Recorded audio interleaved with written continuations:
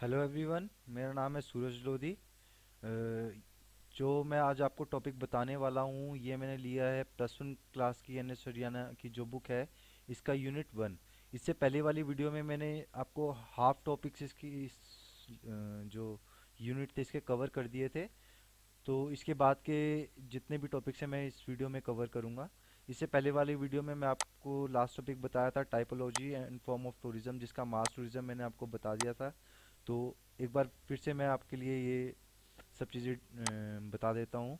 तो typology and forms of tourism की जो टूरिज्म है उसके टाइप्स कौन कौन से होते हैं, किस किस तरह का फॉर्म्स होता है टूरिज्म का। तो मास टूरिज्म मैंने आपको बता दिया था ये पहले वीडियो में भी। तो मैं एक बार फिर से आपको रिपीट कर देता हूँ इस वीडियो में।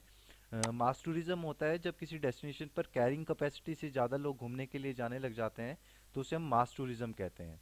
जिस जगह पे मास टूरिज्म होने लग जाता है उस जगह पर बहुत सारी प्रॉब्लम्स क्रिएट होने लग जाती है। जैसे कि पार्किंग की फैसिलिटी वहाँ पर कम होने लग जाएगी, वहाँ पर अकोमोडेशन की प्रॉब्लम होने लग जाएगी। वहाँ पर जब इस तरह का प्रॉब्लम होगा, होटल की प्रॉब्लम होगी, होटल्स नहीं मिलेंगे और पार्किंग की फैसिलिटी ज़्यादा अवेलेबल नहीं होगी, तो चीज़ें वहाँ पर ऑटोमेटिकली महंगी होने लग जाती है, जिसका असर टूरिस्ट की पॉकेट पे भी पड़ता है। और टूरिस्ट उस जगह पर जाकर ठीक से इंजॉय भी नहीं कर पाता, क्योंकि टूरिस्ट मोस्टली जब भी घूमने के लिए जाता है तो वो अपने आप को रिजुविनेट और रिलैक्स करने के लिए जाता है। और अगर दूसरी जगह पर जाकर भी उसे वैसे ही भीड़ मिलेगी तो उसका दूसरी जगह पे जाने का कोई फ़ायदा नहीं होता है। अगर मैं एग्जांपल देके समझाना चाहूँ कि अगर एक रूम है उसमें 50 लोग आ सकते हैं आराम से, और अगर उसमें हम ज़बरदस्ती 100 लोग डाल देंगे तो क्या होगा कि वो जो 100 लोग होंगे वो कंफर्टेबल नहीं होंगे बिल्कुल भी, और उनके लिए बहुत कंजस्टेड सी जगह हो जाएगी, जिससे कि वो रिलैक्स होकर उस जगह पर नहीं रह पाएंगे।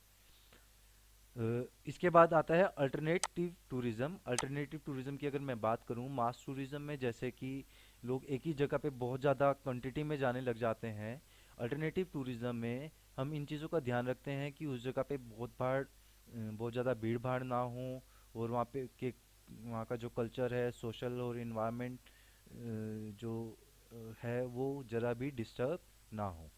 तो इसमें सबसे पहले आता है इको टूरिज्म। इको टूरिज्म क्या होता है? इको टूरिज्म होता है, अगर मैं सिंपल लैंग्वेज में बताऊं आपको, तो eco tourism tourism is related to nature. कोई भी जगह है जो नेचर से जुड़ी हुई है, नेचर के आसपास है, जब हम किसी ऐसे स्थान पर घूमने के लिए जाते हैं तो उसे हम इको टूरिज्म कहते हैं। इसके बाद आता है agri tourism. Agri tourism means agriculture tourism. जब हम किसी दूसरी जगह पे रहने वाले लगने वाले पेड़ पौधों से रिलेटेड कुछ नॉलेज के लिए जाते हैं, या दूसरी जगह पर खेती बाड़ी सीखने के लिए जाते हैं, तो उसे हम एग्री टूरिज्म कहते हैं। ऐसे टूरिज्म में हम ध्यान रखते हैं कि जो हमारा अकोमोडेशन है वो भी एग्रीकल्चर के आसपास ही हो, किसी फार्म हाउस में हो, या फिर किसी ऐसी जगह पर हो जहाँ पर पेड़ पौधे हों और पेड़ पौधों की अलग अलग वेराइटीज़ हो। इसके बाद आता है रूरल टूरिज्म। रूरल टूरिज्म होता है जब हम किसी विलेज में या छोटे कस्बों में घूमने के लिए जाते हैं, तो उसे हम रूरल टूरिज्म कहते हैं। फिर आता है ethnic tourism. Ethnic ethnic tourism में हमारा जो मेन अट्रैक्शन होता है वो होता है वहाँ पे रहने वाले लोगों का जो ट्रेडिशन है, या फिर वहाँ पे लोग जिस तरीके से रह रहे हैं, जिस तरीके से उनका बिहेवियर है, उन चीज़ों को समझना और उनके साथ घुल मिलकर रहना, तो उसे हम एथनिक टूरिज्म कहते हैं। फिर आता है कल्चर टूरिज्म। कल्चर टूरिज्म होता है जब हम किसी जगह पे रहने वाले लोगों का लाइफस्टाइल देखने के लिए, या जिस तरीके से वो लोग रहते हैं, वहाँ का ट्रेडिशन कैसा है, और वहाँ का हैंडीक्राफ्ट, वहाँ के मोन्यूमेंट्स किस तरीके के बने हुए हैं, ऐसे जब किसी स्थानों पे हम जाते हैं तो उसे हम कल्चर टूरिज्म कहते हैं। जो स्थान किसी पर्टिकुलर लोगों के कल्चर से जुड़ी हुई हो तो उसे हम कल्चर टूरिज्म कहते हैं। जैसे इंडिया में राजस्थान की बात करूँ तो राजस्थान का कल्चर बहुत रिच माना जाता है। तो राजस्थान में जब हम जाते हैं घूमने तो हम एक तरह का कल्चर टूरिज्म के लिए जाते हैं। फिर आता है एडवेंचर टूरिज्म। एडवेंचर टूरिज्म वो टूरिज्म होता है जब हम अपनी लाइफ का रिस्क लेकर कोई टूरिज्म की एक्टिविटी करते हैं, तो उसे हम एडवेंचर टूरिज्म कहते हैं। और एडवेंचर टूरिज्म एक्टिविटी दो तरह की होती है। एक होती है हार्ड एडवेंचर एक्टिविटी, दूसरी होती है सॉफ्ट एडवेंचर एक्टिविटी।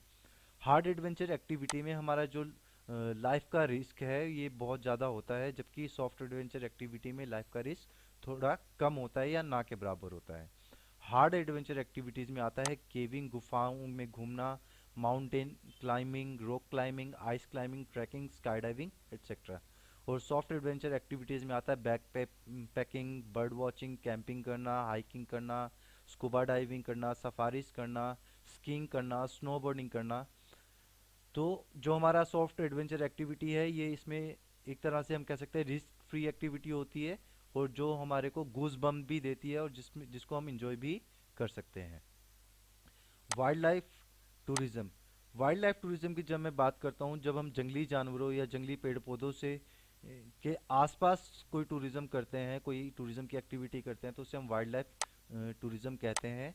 जैसे सफारी करना, हंटिंग करना, या उन इकोलॉजिकल या एनिमल फ्रेंडली कोई एक्टिविटी करना, तो उसे हम वाइल्ड लाइफ टूरिज्म कहते हैं। फिर आता है मेडिकल टूरिज्म।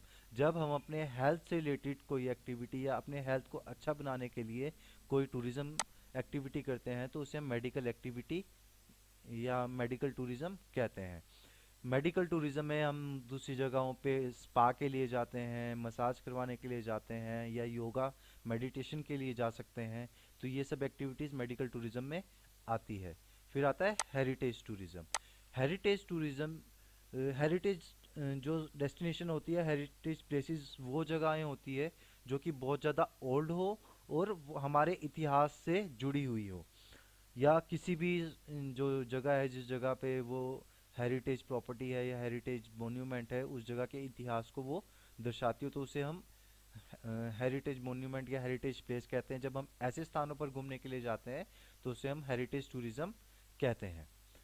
फिर आता है purpose of travel and tourism, मतलब ट्रैवल और टूरिज्म करने का जो भी हमारा पर्पस है, वो क्या क्या कौन कौन सा है। जब भी हम टूरिज्म एक्टिविटी करते हैं, तो उसका कोई ना कोई कारण होता है। तो वो कारण हमारे कौन कौन से हो सकते हैं। सबसे पहले है लेजर टूरिज्म। लेजर टूरिज्म वो टूरिज्म होता है जब हम अपने डेली लाइफ से थक कर किसी दूसरी जगह पर अपने माइंड को, अपने बॉडी को फ्रेश करने के लिए जाते हैं और रिलैक्स करने के लिए जाते हैं। इस तरह का जो टूरिज्म होता है, हम मोस्टली हॉलीडेज के टाइम पर करते हैं। और नेक्स्ट आता है कल्चर टूरिज्म। जब हम किसी स्थान से जुड़े हुए हेरिटेज या उस स्थान पे रहने वाले लोगों का जो लाइफस्टाइल है और जिस तरीक़ा से उनका रहन सहन है, उसको देखने के लिए जाते हैं, तो उसे हम कल्चर टूरिज्म कहते हैं। फिर आता है रिलीजियस टूरिज्म। जब हम किसी धार्मिक स्थान पर विजिट करने के लिए जाते हैं, तो उसे हम रिलीजियस टूरिज्म कहते हैं। जैसे अगर मैं हिंदू धर्म की बात करूं, तो हिंदू धर्म में चार धाम की यात्रा बहुत ज़्यादा लोग करते हैं। हरिद्वार घूमने के लिए जाते हैं, माता वैष्णो देवी जाते हैं, बद्रीनाथ जाते हैं, केदारनाथ, अमरनाथ की यात्राएं लोग करते हैं। तो हिंदू धर्म में ये सब जो स्थान है, ये रिलीजियस प्लेसेस में आते हैं। अगर मैं मुस्लिम धर्म की बात करूं, तो इसमें जेरूसलेम और मक्का रिलीजियस प्लेसेस में आते हैं। अगर मैं क्रिश्चियनिटी की बात करूं, तो क्रिश्चियनिटी में हमारे गोवा में बहुत अच्छे अच्छे चर्चेज़ हैं, बहुत फेमस चर्चेज़ हैं, जो कि हिस्टोरिकल प्लेसेस भी हैं, और जो हेरिटेज चर्चेज़ भी हैं, जहाँ पे लोग घूमने के लिए जाते हैं और अपनी पूजा अर्चना करने के लिए जाते हैं। फिर आता है फैमिली टूरिज्म। फैमिली टूरिज्म में जब हम एक ट्रिप में अपने फैमिली को और अपने रिलेटिव्स को इंक्लूड करते हैं, तो उसे हम फैमिली टूरिज्म कहते हैं। नेक्स्ट आता है हेल्थ टूरिज्म। जब हम अपने हेल्थ को अच्छा बनाने के लिए किसी दूसरे स्थान पर विजिट करते हैं, तो उसे हम हेल्थ टूरिज्म कहते हैं। इसके बाद आता है स्पोर्ट्स टूरिज्म। जब हम किसी दूसरी जगह पे या तो हम गेम खेलने जा रहे हैं, या फिर हम गेम को देखने के लिए और अपने टीममेट्स को या हमारी कंट्री के जो टीममेट्स हैं उनको सपोर्ट करने के लिए जाते हैं, तो उसे हम स्पोर्ट्स टूरिज्म कहते हैं। अगर मैं एग्जांपल दूँ, तो जैसे आईपीएल इंडिया में होता है, ऑल ओवर इंडिया से के क्रिकेटर्स इसमें होते हैं, साथ ही ऑल ओवर वर्ल्ड के क्रिकेटर्स भी इसमें शामिल होते हैं। तो दूसरी कंट्री से जो क्रिकेटर्स हैं, वो हमारे देश में क्रिकेट खेलने के लिए आते हैं। उनके साथ ही उनके जो फैंस हैं, वो भी अपने प्लेयर्स को देखने के लिए और हमारे देश को घूमने के लिए आते हैं, तो इसे स्पोर्ट्स टूरिज्म कहा जाता है। फिर आता है बिजनेस टूरिज्म। जब किसी दूसरे स्थान पर जाने का हमारा मेन मोटिव होता है, वो वर्क रिलेटेड होता है, तो उसे बिजनेस टूरिज्म कहते हैं। इस तरह के टूरिज्म में हम मीटिंग, कॉन्फ्रेंस या कन्वेंशन अटेंड करने के लिए दूसरी जगहों पर जाते हैं। तो ये जो टॉपिक मैंने आपको बताया, ये प्लस वन क्लास की जो यूनिट वन है, यूनिट वन का सेकंड पार्ट था। आई होप आपको समझ आया होगा। अगर आपको कोई भी डाउट हो या कोई भी आपका क्वेश्चन हो, तो आप मुझे कमेंट करके बता सकते हो। Thank you.